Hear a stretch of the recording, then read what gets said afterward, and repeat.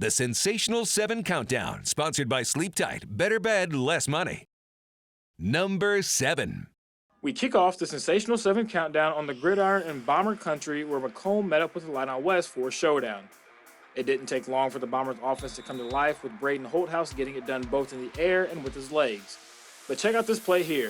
High snap goes over the head of Holthouse, but just look at the composure to gather it and look down the field, and then how about this catch? Drew Watson went up and made this grab over the DB, and that would eventually lead to a Bomber touchdown.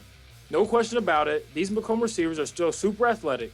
Great play from him in the win. Number 6. We bring you a few Tri-State alums at the 6th spot this week by way of Carter Boyer and Drake Dudley. How about the pride of Illini West putting on a show Saturday for Monmouth College against the University of Chicago with one of 2 touchdowns, escaping the pressure and throwing a dot. He finished the day completing 14 of his 27 passes for 271 yards. Yeah, he's the real deal. And how about Drake Dudley with the Central Methodist Eagles? Hannibal's finest with this grab here, and then diving in for the only touchdown of the first half. He would finish with 5 catches for 106 yards. Good to see our local guys still shining at the next level. Number 5. We had some Thursday night football this week, and Angel Duarte had the play of the night. He found the end zone a few times in this one, but it was his first score of the night that wowed the crowd.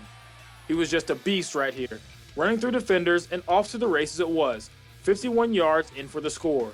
You know, I like Angel Duarte the running back just as much as I did Angel Duarte the quarterback. What a run that was from him.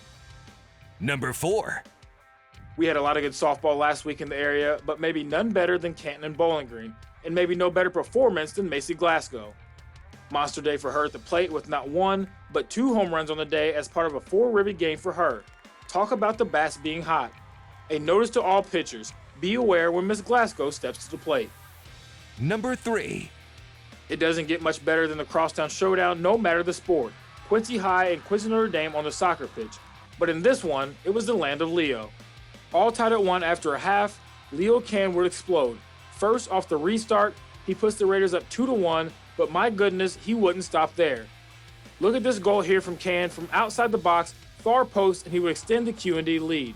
And just when QHS gave themselves a chance down 3-2, Can would slam the door with his 3rd goal of the game. A hat trick it was for Mr. Leo. This young man is just too good. Number 2. Now, we talked about these really good softball games this week, and let me tell you, we had more than offensive magic throughout the week.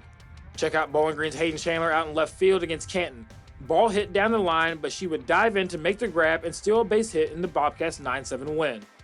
And then over in the Flower City, it was Lexi Poyster, or shall we call her Miss Lexi Layout. The picture-perfect grab that would change the momentum in this one as Palmyra would upset Canton. 2 beautiful catches by these young ladies to steal the show. Number 1. But the top spot this week comes from the South Shelby Cardinals.